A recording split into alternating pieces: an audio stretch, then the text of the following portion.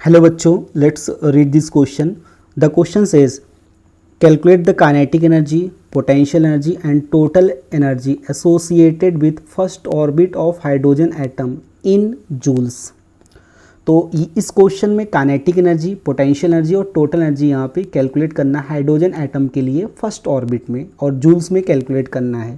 तो इस क्वेश्चन को सॉल्व करने से पहले यहाँ पे कुछ की कंसेप्ट डिस्कस कर लेते हैं. की कंसेप्ट. तो की कंसेप्ट में सबसे पहले यहाँ पे डिस्कस करते हैं energy of electron in nth orbit. Energy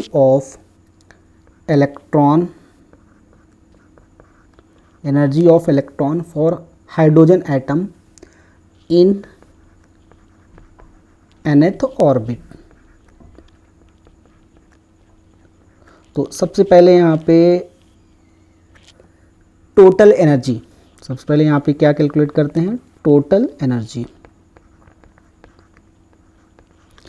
सबसे पहले यहाँ पे हम लोग टोटल एनर्जी कैलकुलेट करेंगे. तो टोटल एनर्जी यहाँ पे हो जाएगी nth ऑर्बिट में हाइड्रोजन एटम के लिए, ये हो जाएगी -13.6.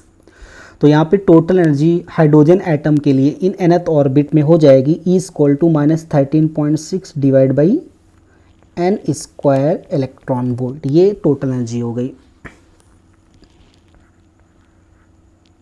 सेकेंड, अगर यहाँ पे काइनेटिक एनर्जी की बात करते हैं तो इलेक्ट्रॉन की जो काइनेटिक एनर्जी हो जाएगी nth ऑर्बिट में, kinetic energy.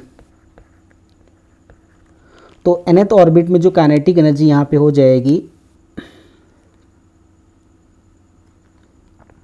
K=+13.6 divide by n² electron volt.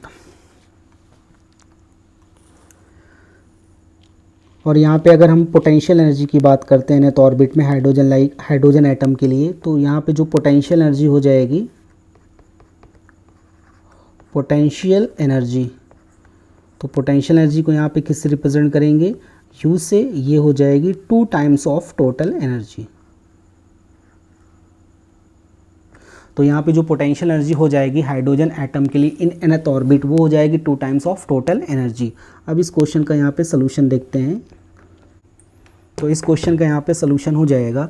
तो सोल्यूशन में सबसे पहले यहाँ पे क्या कैलकुलेट करना है, काइनेटिक एनर्जी, उसके बाद पोटेंशियल एनर्जी और उसके बाद तो फर्स्ट ऑर्बिट के लिए यहाँ पे कैलकुलेट करना है. तो सबसे पहले यहाँ पे हम काइनेटिक एनर्जी कैलकुलेट करते हैं. तो काइनेटिक एनर्जी का जो फॉर्मूला है यहाँ पे K=+13.6 divide by n² electron volt.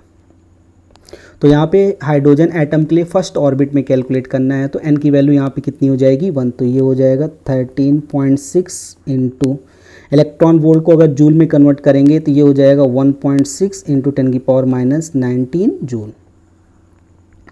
तो फर्स्ट ऑर्बिट में कैलकुलेट करना है. तो n की वैल्यू कितनी हो जाएगी, 1 का स्क्वायर कर देंगे तो 1 ही आ जाएगा. तो यहाँ पे काइनेटिक एनर्जी कितनी आ जाएगी, +13.6 इंटू 1.6 इंटू 10⁻⁹ जूल. तो यहाँ से जो काइनेटिक एनर्जी आ जाएगी इलेक्ट्रॉन की हाइड्रोजन एटम के लिए, वो हो जाएगी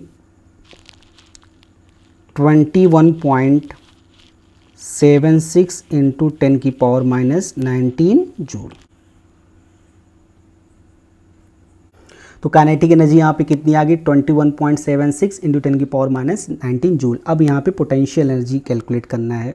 तो पोटेंशियल एनर्जी कैलकुलेट करने से पहले सबसे पहले यहाँ पे टोटल एनर्जी कैलकुलेट करते हैं. तो टोटल एनर्जी यहाँ पे हो जाएगा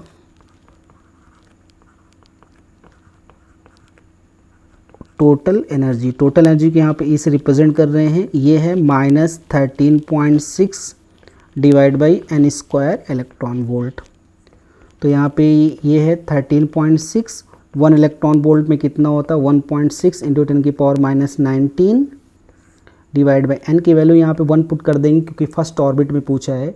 तो ये आ जाएगा, टोटल एनर्जी यहाँ से आ जाएगी. अब -13.6 को अगर 1.6 से मल्टीप्लाई करेंगे तो ये हो जाएगा 21.76 इंटू 10⁻⁹ जूल. ये आ गई टोटल एनर्जी किसकी, इलेक्ट्रॉन की इन फर्स्ट ऑर्बिट. अब यहाँ पे आगे कैलकुलेट करना है पोटेंशियल एनर्जी.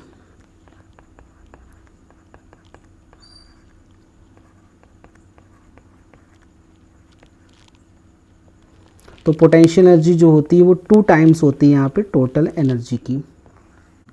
तो यहाँ से टोटल एनर्जी हो जाएगी, सॉरी पोटेंशियल एनर्जी यहाँ पे U इक्वल टू हो जाएगा 2, और यहाँ पे टोटल एनर्जी यहाँ पे कितनी कैलकुलेट की गई है, -21.76 इंटू 10⁻⁻19 जूल। तो माइनस यहाँ पे लगा देंगे, तो यहाँ से U की जो वैल्यू आ जाएगी वो आ जाएगी 43.52। 43.52 ये माइनस में आएगी, ये हो जाएगा 10⁻⁻19 जूल। ये आ गई यहाँ पे पोटेंशियल एनर्जी।